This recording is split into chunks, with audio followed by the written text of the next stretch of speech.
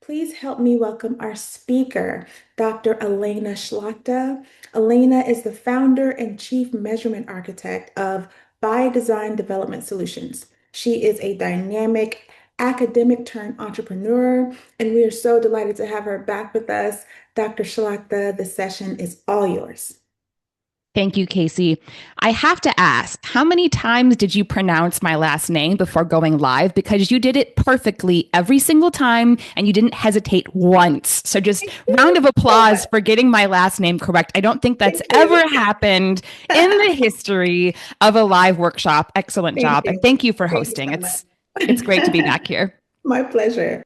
Yeah, wonderful. Well, thank you again, ELB and Casey, for having all of us here as part of Women's History Month. I know I was invited to come and wrap up Women's History Month as the final session in a series that you all have been doing. I hope that series has been going well. So today's topic is all about influence. So we've got a bunch of words on the screen that talk about what we're going to dive into today, but the word that really ties us to Women's History Month is the concept of influence. I think historically speaking, maybe not today, but historically speaking, women struggled having influence. And we could say that people of color and immigrants and people who don't speak English as their native language have struggled having influence. And that still is very much true today. But influence is a really important thing for us to not only remember the struggles of people in the past, but to figure out how do we use what we have access to today to overcome our struggles around having influence, not only in the workplace, but just generally speaking in our lives, feeling like we have agency, feeling like we can really make a difference and add value to the lives of the people that we support personally and professionally. And so, not surprising, I am a data nerd after all. Not surprising, we will be talking about how data is an incredible asset for us to leverage to gain or maintain influence, specifically in the workplace. And so I hope you found yourself in the right place. I hope this topic resonates with you. And so without further ado, I'm going to ask you to invite you to join this workshop. We are using AHA slides. And so I'm going to go ahead and share the join link. Casey, if you want to also put that into chat. If you want to join via your cell phone, you can do that. I have a couple of opportunities to just get a sense of your experience, your challenges. We'll do part one of our hour will be sort of concepts and some exercises. And part two of the hour will be workshopping with your unique challenges. And so the easiest way for me to get all of your challenges in one place and enable everybody else to see those challenges so that everyone can follow along, both live and in the recording, is to use AHA Slide. So I see the numbers are jumping up. That means folks are coming into the presentation. Thank you for doing that. And so as you join, here is my first question to you, and that is, what prevents you from having the influence and impact that you desire in the workplace? What prevents you? And this is there are no wrong answers. Just what is the first, second, or third thing that comes to mind when you think about having an influence and making a difference in the workplace? What prevents you from doing that?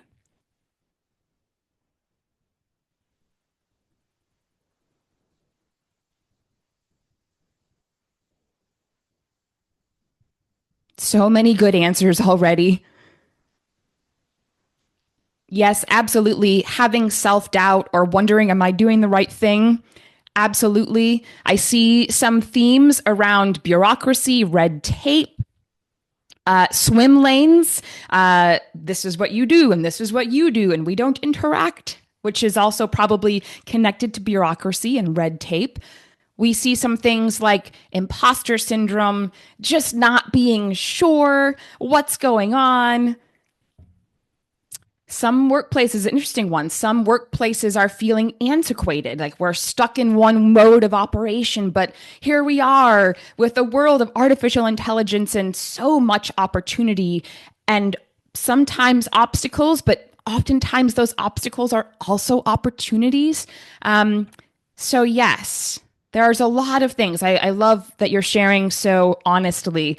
Yeah, you have a baby face. Really? That's a problem? I kid. Only because that will be an incredible asset for you as you continue to age.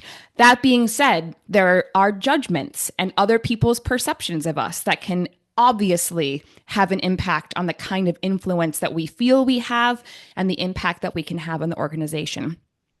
No support from leadership, lack of resources. We talked about silos already. Being in an industry that's not very women or gender binary dominated. Yes, excellent. We have this other thing here about lack of metrics. I'm not really sure if what I'm doing is aligned. Excellent. All of these things, I'm not surprised that these are the things that are getting in the way of having an influence in the workplace. And I will say to you that our conversation today will absolutely help us to make a difference. And when I say make a difference, I don't mean that change is going to happen overnight, but I want to introduce you to something that I think of as a flywheel that helps us to have more influence and impact. And this is something over the years it's been building this value momentum flywheel. I feel like in all the roles I've had as an internal employee, and then I started a business 8 years ago. And I'll tell you this quickly. I went from feeling unempowered in my internal role in corporate, and I started a business hoping that I would have more influence and impact as a consultant, as an expert in designing learning that changes behavior, and as an expert in measurement and working with data. And I'll tell you what, I was very disappointed that I had some of the same obstacles that you all mentioned just a moment ago in my own consulting practice. Workplace cultures and silos and bureaucracy and people not having metrics or knowing what they're doing or why. Like all of those things were still a challenge for me as an external consultant trying to help organizations and teams be better and be more optimal. And over the years, this flywheel is what I feel helps us to have the greatest impact and ultimately have more control over the influence that we experience in the workplace, but this also applies in our personal lives. And so the way that this momentum flywheel operates is that if you picked a place on the flywheel, some of you said metrics, some of you said bureaucracy and silos were a problem, some of you said feeling like imposter syndrome or feeling self-doubt is an obstacle to having influence. You could find yourself at any place in this flywheel. And so if bureaucracy and silos are the thing that is getting in the way, workplace culture, red tape, those kinds of things, then where you're at in this flywheel is needing to make a difference in the people part of the flywheel. We have to have great relationships with people. We have to understand why the silos exist in order to break them down. And the way the flywheel works is sort of in reverse. So in order to get momentum in the people side of things, we have to look at the value of what we are doing inside of the organization. And if you're someone who experienced the imposter syndrome, am I doing the right thing? I'm not really sure if I'm contributing here. If you want to have a greater value in the organization, we have to look to our measurement practices. Are we really able to communicate that what we're doing is working and why? And if measurement is a challenge for us, we feel like we're doing great work, but we can't really prove it or validate it, then we have to look to data. What kind of data do we have access to? And if we are having trouble with data, we can't get access to it, we're not sure if we have the right quality data, we have to look to our relationships with people. And I share this with you because I literally put these pieces of a puzzle together a few weeks ago. And I realized that in order to get momentum in this flywheel, which is really how we have an impact and influence over and over and over again in the work that we do, we have to understand the relationship between these variables. And so as we continue to work together today, that relationship that we're going to focus on is the relationship between data and people. And I'll tell you one last thing. So I wrote a book called Measurement and Evaluation on a Shoestring, obviously very focused on the measurement part of this flywheel. And as I wrote the book, I realized that being really good at measurement or really bad at measurement is correlated with access to good quality data. And it's crazy because as I think about all the measurement methodologies and the content and the books that are out there in the world of measurement for learning and development, I realized that no one really talked about data in that and quite in that way. And so I want us to focus on our data and the access to data that we already have and figure out if we don't have access to the data, how can we get access to it to get our value momentum flywheel rolling? And so that's what we're going to do today. We're going to focus on that relationship between data and people because that's the most significant opportunity to gain greater impact and influence. And so to help you read this a little bit better, I'm going to close that off. And Casey, this is the time, if you want to pop in just preemptively in the chat, there's 19 different data artifacts in this story. Actually, Casey, wait on the, well, it doesn't matter. I'll give you the instructions if you did pop it in there. There are 19 different data artifacts in this story. And I'm starting with this story because this is essentially one of you could literally be living this story. This could be the story of your work on a Monday. It's definitely the story of my work on a Tuesday, one day in the past. And I want us to start thinking about what is data. And as I read this story, take out a piece of paper. And there are 19 different data artifacts strategically referenced in this short summary. I want you to write down the different data artifacts that you see very specifically. Feel free to start doing that before I even start reading. But I want to know at the end of this, how many of you are able to get all 19 data artifacts? And so before I read, a data artifact is one instance of a point in time, some bit of information. It is a reference to something significant. It's an observation. It's a type of information that we might have access to. Data artifact. So see if you can catch all 19, and then we'll debrief this together. All right, I'm going to go ahead and read to give you a chance to continue writing down all the different data artifacts you see in this story. Adrian is a learning strategist at a mid-sized tech company. She woke up feeling energized at 6 a.m. She had a big day ahead of her. She started reviewing needs assessment notes where 3 directors described their team's performance challenges and what those gaps cost the business. At 9 a.m., she launched a new manager cohort where she noted that 34 out of 40 registered participants logged in. She opened with a self-assessment asking learners to rate their ability managing team conflict. After the session, she read participant reflections, noting most committed to holding weekly one-on-one sessions. At 1 p.m., she joined a call with the VP of sales, who shared that escalations dropped 15% and described a shift in the team's attitudes toward feedback since Q1 training. She then reviewed 30-day follow-up results, showing participants consistently applying new coaching strategies.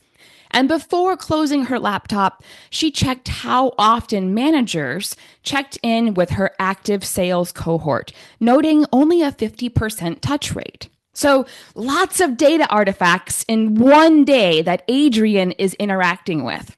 So now I'm going to reveal all of the data artifacts in this story. And in chat, if you got 80 to 100% of those things on your notes, I want you to raise your hand, say, yep, I got it. And actually, I'm going to come back to chat and just make sure I'm not missing anything. Does anyone need more time to continue making sure they're getting the right data artifacts before I reveal the answers? Yes, I will give you a couple more minutes. Remember, there are 19 different data artifacts in the story. Can you get all of them?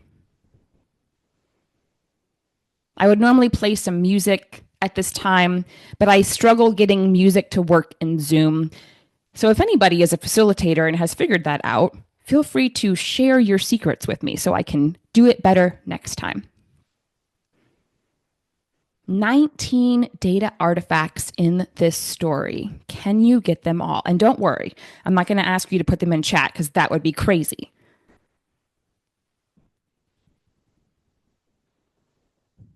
Does anybody else still need more time? Feel free to put yes in the chat. And if you are ready to see these 19 different artifacts, go ahead and say move on and we'll get going.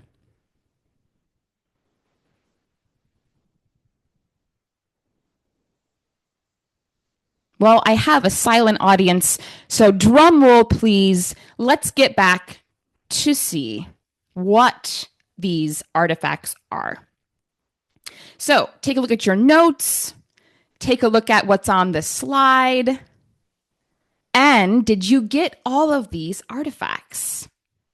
If you were able to get 80 to 100% of these different data artifacts, go ahead and put in chat, got it, or yes. I want to see how many of us were able to get most of these. And Dawn, yeah, love it, 50%. Ava, nice job. Awesome, awesome. 14's not bad. Be maybe about 70%, just like Thomas. Awesome, awesome.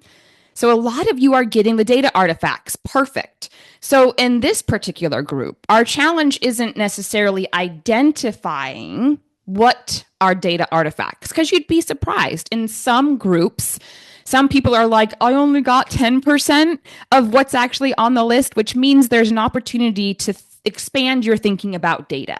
But in this group, it seems like we kind of understand what different data artifacts look like. So this next question will be an excellent opportunity for you. Yes, some of yours were bunched together. Yeah, that makes sense. And I can dig into, actually, I'm going to dig into next the differences between these. So now, Casey, if you can throw into chat the template that I'd like everyone to work with. Perfect. So you'll notice there are 4 different colors of data artifacts highlighted here. We've got gray, blue, red, and yellow. So what I'd like you to do next is copy that template that Casey threw into chat so you can put your answers in that template so we can compare people's responses more easily. So go ahead and copy paste that template into a digital blank page, if you will, a sticky note, whatever you have access to. And I'd like you to think about and put into chat with that template, gray equals, blue equals, red equals. What are the differences with those types of data? So think about it as a bucket. If gray were a bucket of data, how would you describe that bucket? If blue were a bucket of data, how would you describe that bucket, etc.? So go ahead and take a minute and look at the differences and take a stab at sharing how they're different. You can categorize them. This is this type of data. You can describe them. I feel like this is what's going on with the red data versus the yellow data. And when you're ready, go ahead and put your answers using that template into chat so we can sort of easily compare different responses from the audience. How are these different data artifacts different from one another?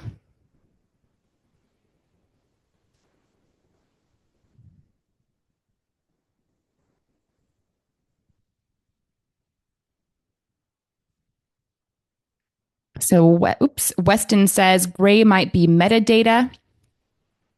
There we go. Vanessa, thank you for following the instructions just so I can compare people's answers more easily. So, Weston and Dudley, perfect. So we see Dudley says gray is the who, blue is the what, red is how much, yellow outcomes. I'll say, Dudley, you got it right with yellow. Yellow is our outcome data, 100%. And Dudley, you mentioned gray is who. You're close. And Weston and Vanessa, you talked about metadata on the company, organizational data. If there's another way that you could think about that, you're close, but there's a better term that helps us to leverage this data better. Yes. So Akia or Akaya, Gray, roles. Roles is like an example of this type of data. So Amanda, you didn't assign a color, but I'm going to give you credit. So you use the word descriptive. That is exactly what gray is. Gray is descriptive or categorical data. So that includes the role, or as Katya says, it includes the audience, it includes the organization's metadata. But for us, it's really important to think about the data as descriptive. And I'll tell you why that matters later. Great. So we've got yellow outcomes, we've got gray as descriptive data. So blue and red, we're not quite there. So Vanessa says blue is needs assessment data. You're correct. And that's not quite exactly like what the data is. So needs assessment roles, needs assessments, teams performance challenges, what this costs the business. Those are specific types of data that we use in a needs assessment, but we call it something different. Same, Don, blue, improvements needed, exactly something that we would want to identify in a needs assessment, but it's not exactly what we would describe that data as. Yay, Vanessa, I'm happy to hear that your thinking is stretching. Don't worry, we've got a lot more time. It's going to continue to expand. So we haven't quite got blue. Any other ideas on red? We'll come back to blue in a minute. Red. So we have quantitative data. Katya, you're correct, but it's not always going to be quantitative data. It could be something else. Any other ideas on red? So we see someone mentions, Autumn, you say that red is the what? Okay, sure. Any other ideas on what red could be? Participant data. Jordan, change is happening. Yes. Okay, because you're so close, let's see all of these together. Oops, my bad. Hold on. My mouse is going crazy. I don't want Zoom. There we go. Here are the differences. So as we mentioned, gray is descriptive data.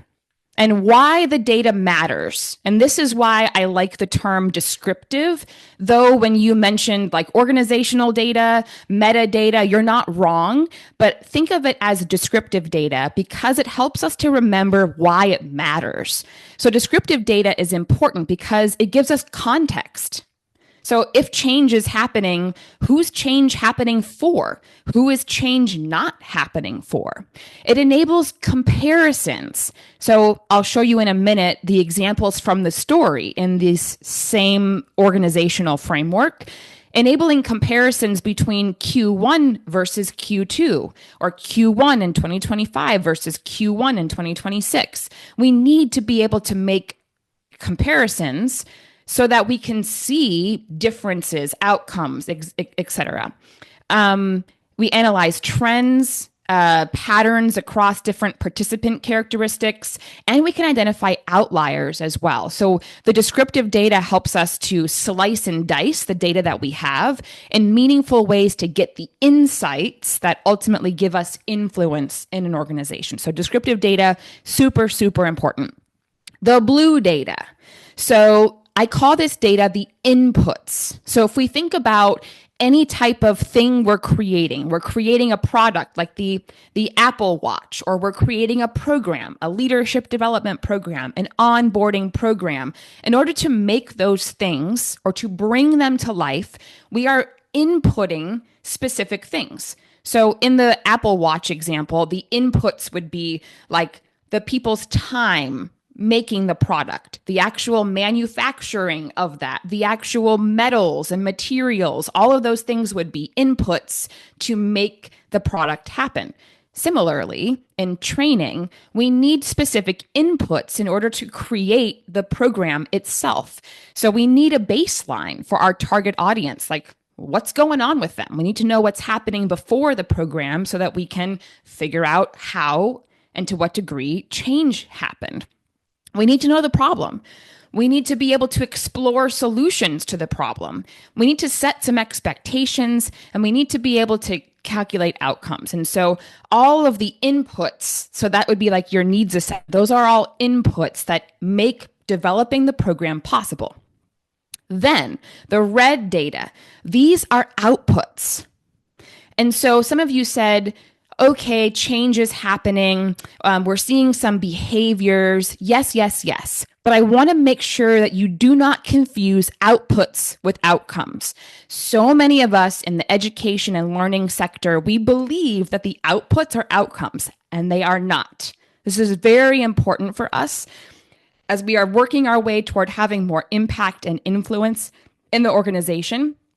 All of our executive leaders already know that outputs are not the same as outcomes. And so if we frame how many people registered for the workshop, how much of the content did they engage in, even their quiz scores, those are out, all of them are outputs. They are not outcomes.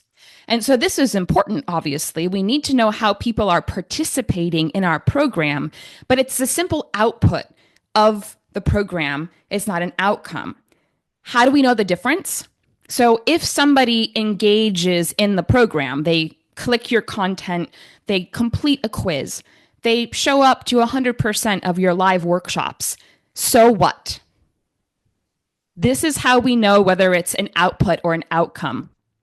If someone registers and attends a workshop, can we say the so what? Absolutely not. Somebody takes a quiz and gets a score. So what? The outcome is what becomes possible when people are doing the outputs. And we need both of those data points. But where we struggle in learning and development and education, generally speaking, is we confuse outputs and outcomes. And so then, of course, the yellow, we got that correct early on. Yellow is the outcome data. What changed? Did we meet the expectations? What kind of value did we provide with people participating and investing in the program? So let me give you, again, the data from the story, just to sort of solidify what these look like and put those labels on them. So in the story that we read, the descriptive data was learning strategist, Q1 training, mid-sized tech companies, directors, the sales cohort, the new manager cohort. When Adrienne talked to the VP of sales, she could have talked to a different executive. That descriptive data is super important. The inputs, so all of the needs assessment notes. What were the team's performance challenges before investing in the program? What were those performance challenges costing the business? Those are all inputs. Without that data, we can't design and deliver an effective solution. So we need those inputs. Outputs, 30 out of 40 people of them registered, they actually logged in. Participant reflections, that's an output, what they thought, what they said that they would do differently, how they felt. Those are all outputs. People being committed to holding one-on-one sessions, that's an output. I have a commitment to changing behavior, doesn't mean any change is actually going to happen. But we can look at how many people said they were committed to holding one-on-ones and how many people actually held weekly one-on-ones. You can see, oops, I always hit my microphone. There we go. I get so excited and I hit my microphone and then it gets lost. My bad. And then the outcomes data, where the escalations that dropped, the shift in people's attitudes toward feedback, because affective shifts are super, super important as part of an outcome toward longer term behavior change. And then participants who were consistently applying new coaching strategies, that would be an output. That's a specific change they're applying back on the job. And so my question for you, as we look at these 4 types of data that all could be used to help us have an impact and have greater influence in the organization, which of these types of data do we already have access to? Go ahead and throw that in the chat. Of these four types of data, which of them do we already have access to by the simple nature of being an operating learning and development function? So, absolutely, you have descriptive data that you can get in your HR management system, maybe the CRM potentially, customer relationship management system, maybe it's in your learning system. So we absolutely already have descriptive data, hands down. So we already have the context and the comparison data that we need.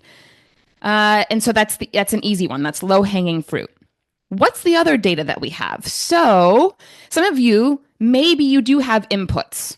Depending on your workflows inside of the team that you're on, you may have input data because you do needs assessments and you do them very thoroughly, and you get that kind of what's the baseline, what's the problem, what are the expectations. Maybe you have that already, and if that's the case, excellent. We're going to come back to that. Output data, you probably all have output data. And why is that? Because you probably all have a learning management system. And if you've got a learning management system, you've got probably 80% of the output data that you need. Your quiz scores, your registrations versus attendance, like how much of how much of the content are people engaging in? What activities are they doing inside of training? So yes, we've got descriptive and outputs just by the nature of being a functional learning and development program. And so it sounds like I'm correct in that most of us, we definitely don't have all the outcome data. And the reason being is that we have to collect that. Like we actually have to build a strategy to collect outcome data. And I'll tell you this, if you're collecting if you're collecting the blue input data, it makes outcome data so much easier. And we'll dig into that in just a moment. So now, my next question for you. Oh, wait, sorry, I went too fast. Let's pause this music. I'm going to go back for a minute. So now, what I want us to do, and you saw the preview already, is we're going to go into jot form, and I'm going to give you examples of all four of these types of data, generically speaking. So they won't be examples like we saw in the story with Adrian. They'll be examples in terms of general data we could be collecting. I didn't label them as either descriptive or input, etc. We will look at that later. So we're going to take about a minute, and this would be the time, Casey, if you can put the jot form link into chat. If you are in the presentation, you can also use the presentation to complete the survey as well. So that's what's coming next. So this is a jot form. If you are in another tab on your laptop, the form is embedded in AHA Slides. And so to complete the form, you just simply scroll down and then make sure you hit the submit button.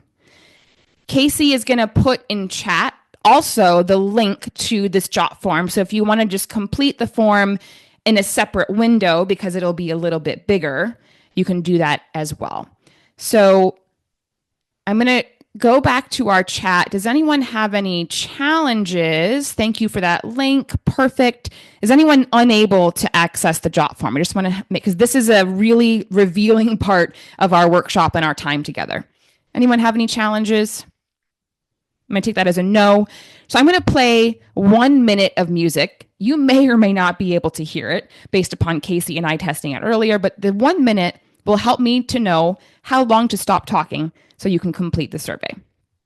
So 1 minute is going to begin now.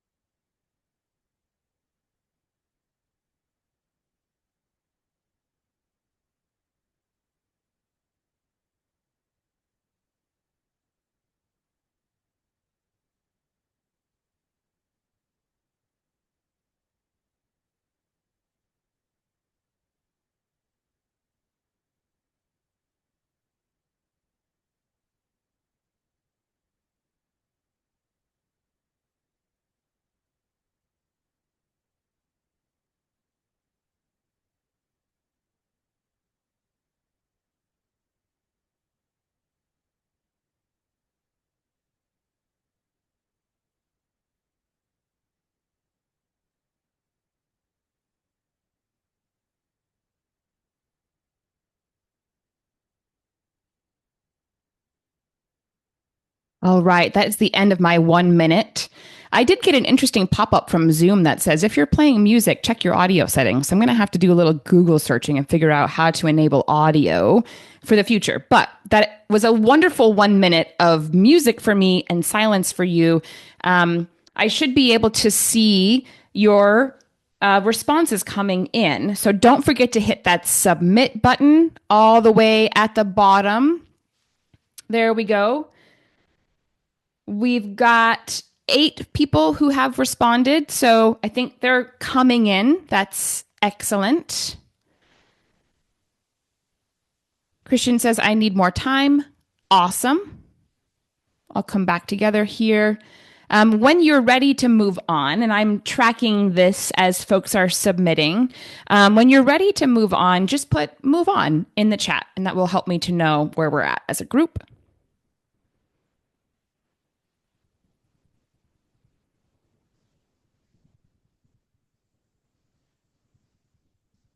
Ready to rumble. Ava, I love that. You would have really loved my music if you could have heard it. I'm disappointed that it didn't play, but I really enjoyed it. I'm doing this workshop once a week going forward, like literally, like in perpetuity, for different audiences. So I will definitely find a way to get that music to play so you could enjoy along with me. Ready to rumble. All right. So excellent. I see the data coming in, which is my cue to show us the results. So, one of my absolute favorite things is to show data in real time. So I was really curious who is in the room today, because it also helps to slice and dice the data for my future purposes, understanding who has access to what, who's collecting what. And so in the room today, we are mostly individual contributors, followed by team leaders. We have a small fraction of business owners, and a few of us are in transition. And I have now always added the in transition because I know a lot of us, when we are in between roles, attend things like this because we want to continue building skills and perspective. So thank you for being here if you're in transition. All right. So this is very, very fun. It looks like chaos, but let's break it down. So you'll notice the same color coding.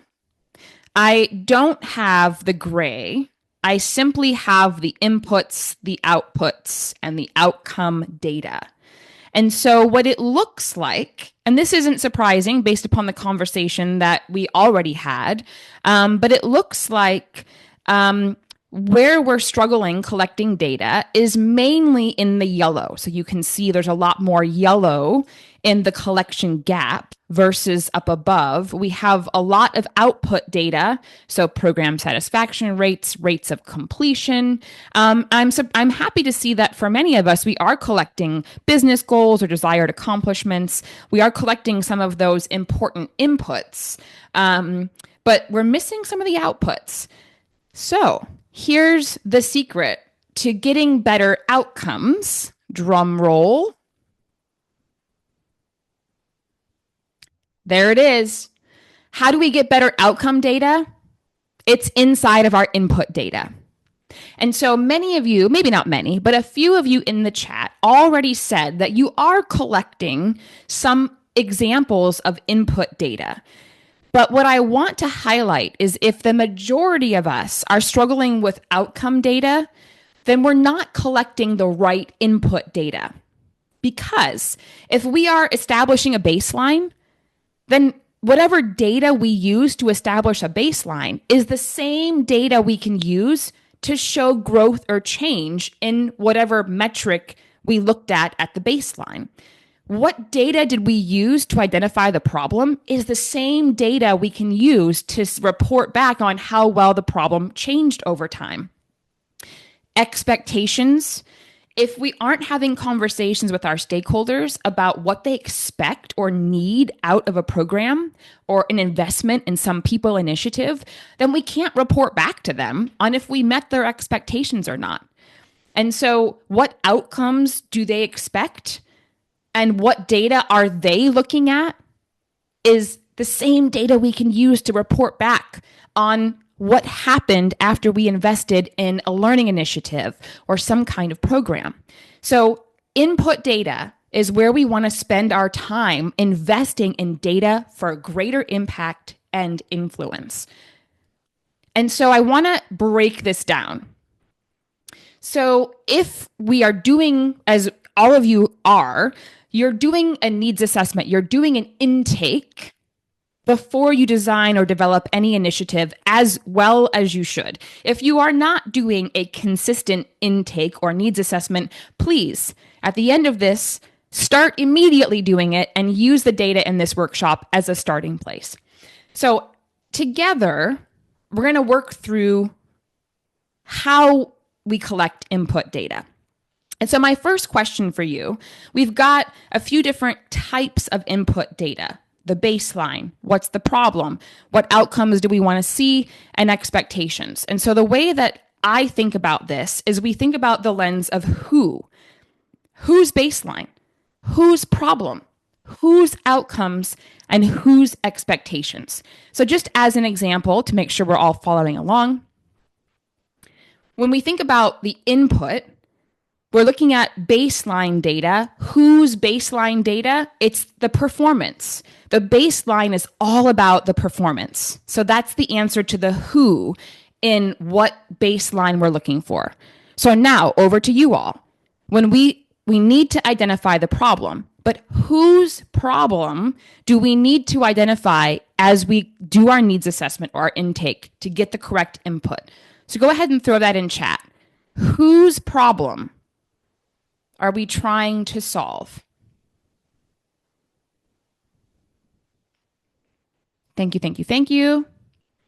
They're coming in. Team's problem, stakeholder or team, business, the organization. All right, all good ideas. And the first person got it correct. This, in the input, we need to understand the business problem. And there is obviously a relationship. We've got the baseline data is the performance problem, and that performance is intimately connected with the business problem. So we need to understand in our input, what's the performance gap? What's the baseline? Where are we at today? And then what's the business problem? Great. What about outcomes? Whose outcomes are we interested in shifting? And we want to know what those outcomes are in our needs assessment, in our intake process. Yet again, this person, I don't know how to pronounce your name, Krelos. Maybe put it phonetically if you'd like to in the chat so I don't butcher it every time. But I'm going to call you the KM. You are right every time. And others are following in line. Cairo. Did I get that right? Cairo. Yes, excellent. Cairo, well done, as well as Salma. The audience, the target audience, which in some cases you could use the word learner. I love target audience and not the word learner, even though they might be one and the same, because I absolutely hate the word learner. When you call me a learner, I feel like I'm four. But when we talk about target audience, it could mean anything, and it helps us to think about our target audience is who we are trying to change and improve. Yes, Annalisa, participants of your program, but all of those things are captured in target audience. So I like to use that word. Plus, then we can say, well, who's the target audience? And then we can validate the descriptive. Oh, the target audience are mid-level managers on this team or in this department. So when we use the word target audience, naturally, we want to then say, well, who? And that forces us to clarify that versus participants could be anyone that participates in the program, not exactly as helpful as who are we targeting in the initiative. Great. Last question. Whose expectations do we need to capture in our needs assessment, in our intake process? Whose expectations? Salma, Caro, wonderful. Caro, excellent, excellent. All of you, Thomas, Melody, excellent job. Exactly the stakeholder. And I will say, kind of an asterisk to this, stakeholders are not just leadership. So one thing that you can do to think about stakeholder is ask yourself, If our investment, the program, the product, like whatever you're doing for a target audience, if this initiative is wildly successful, who benefits? Who is going to benefit if our initiative is wildly successful? And so, yes, Kristen, it could be everyone, but specifically, it's going to be, yes, leadership, your executives. It's going to be your target audience. They will also benefit management or whomever is leading your target audience. And depending on what kind of organization you're in, sometimes it's the customer. Sometimes we do initiatives for an internal staff so that the customer is better served through our internal staff being more capable. And so, yeah, if we're not capturing stakeholder expectations from at least a couple different perspectives, I don't expect you to do all four because that's a lot of work, but at least your leadership team, ideally, you're getting information from your target audience. Hey, we're about to invest in this initiative for people like you in the organization. What would you expect? What do you need to get out of this investment for it to be wildly successful or incredibly useful? Yes, great. So here is all of this together. So I'm going to share this with us because I want to get into a little bit of workshop time in our last 10 minutes. So here's the how. We know whose data we need in terms of baseline problem outcomes expectation. Whose data are we looking for? Well, now how do we get it? So performance data, it's sort of an easy one in some cases. We need the performance from departments. Usually that comes inside of the department's technology in of itself. So if you're a call center, you're a sales team, right? Each department has its own data, and that's where likely we're going to get that baseline. If you are unable to get that data, we need to create an original performance assessment to establish a baseline. The business problem. This one is like such a simple question. If someone comes to you and is like, hey, we want to invest in this initiative, and you are struggling getting the performance data, my favorite question is, how do we know there's a problem? Like, what data are you looking at that tells us that there's a problem? Oh, well, it's this performance system, or it's this, right? Someone is looking at something that's telling us there's a problem. That's the data that we use to monitor how well we're solving the problem for the business. Now, the outcomes from our target audience, there's a couple of different ways we can do that. We can create an original assessment. Some of us will need to do that for every program. Sometimes we can use manager observations. I had a story I heard once at a conference where someone was doing a major Starbucks training program for people who were frontline workers, and managers had a rubric where they just simply looked at how well are our frontline workers doing these behaviors, how well, how frequently, and then as they went through training, how well and how frequently are frontline staff doing these behaviors. Manager observations is what they used to measure outcomes for the target audience. And the stakeholder, this is two simple questions.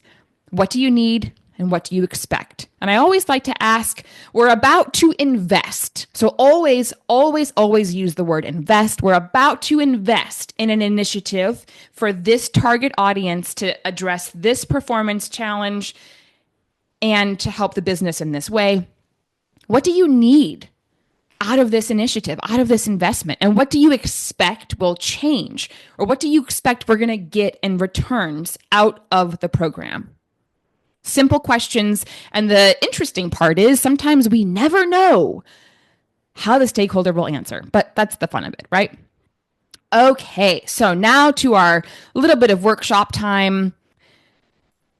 So here's my secret. That's not really a secret. It's like, oh yeah, where do we get the input data? It's in our workflows.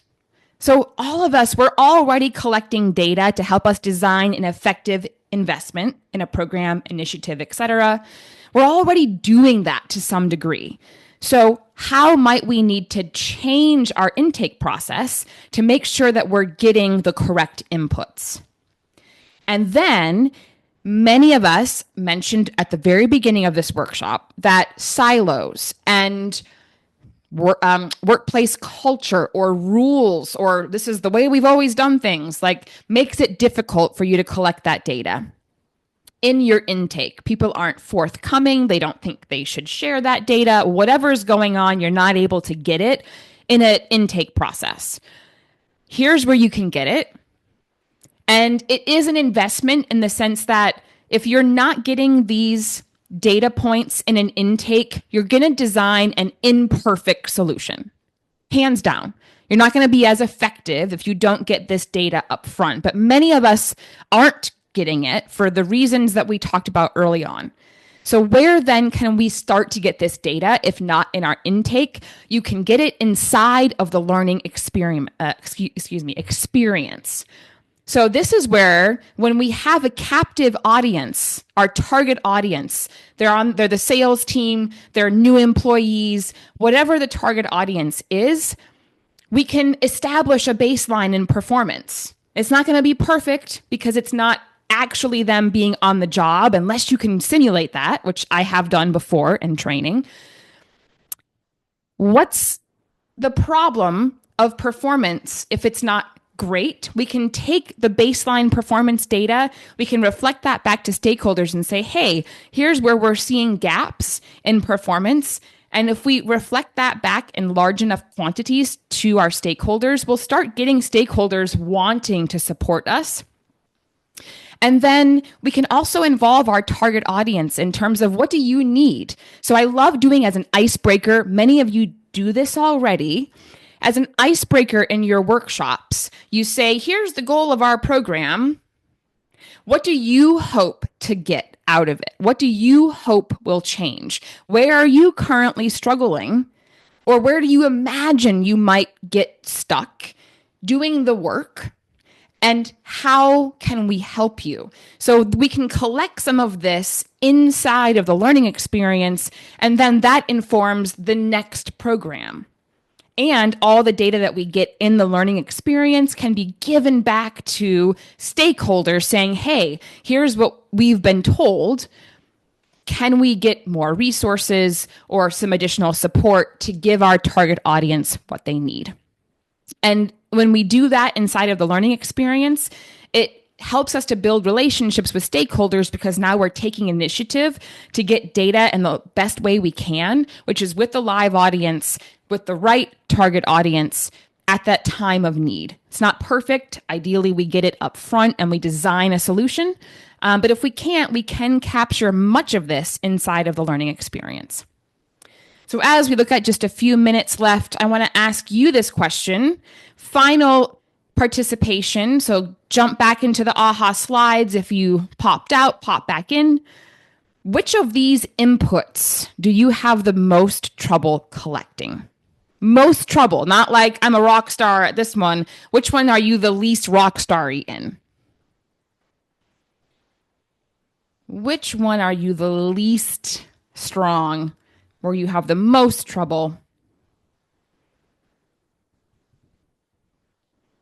Awesome. Thank you for jumping in. Where are we struggling the most?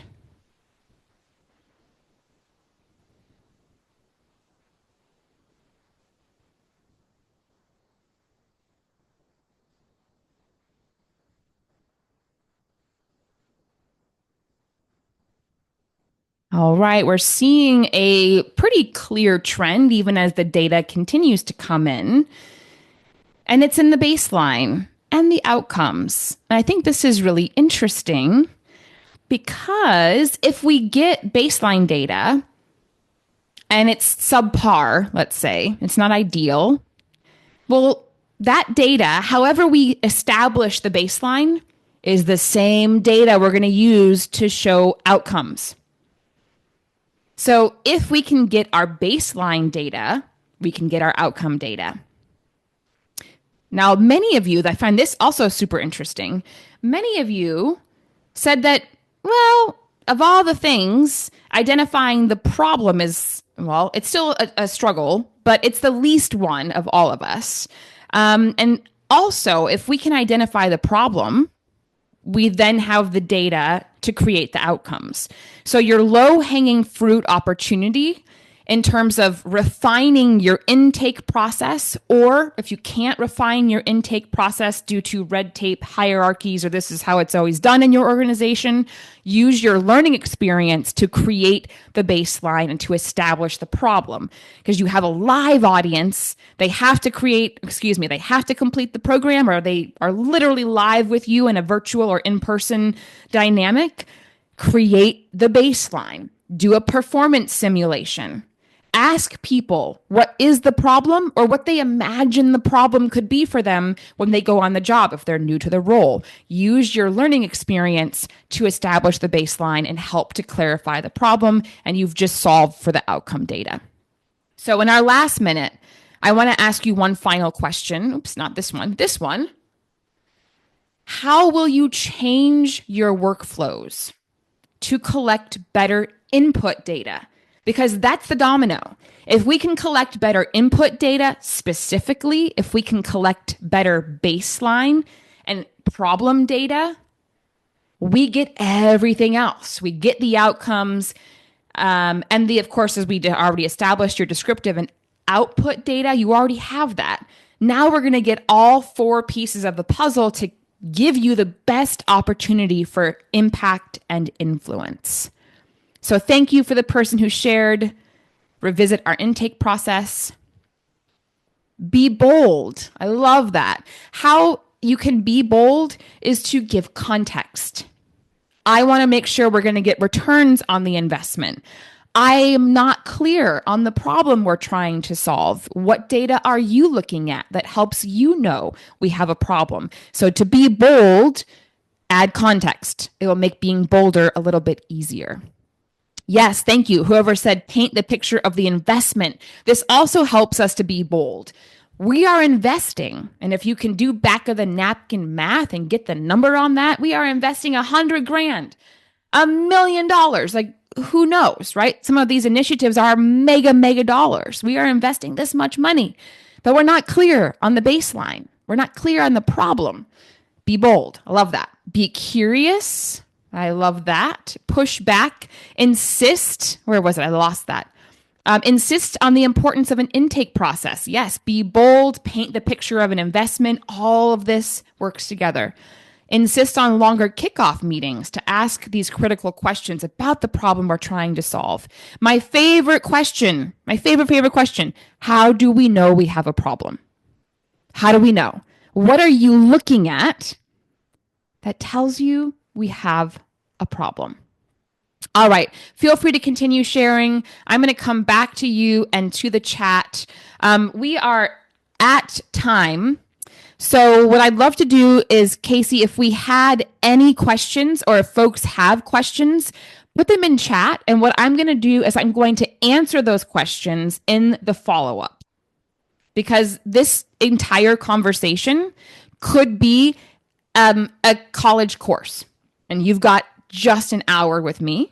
So what questions do you have that you would like me to answer specifically? Please put them in chat and I will respond to them and give those answers to Casey, who will then give those that feedback to you in a follow-up. So go ahead and take advantage of that.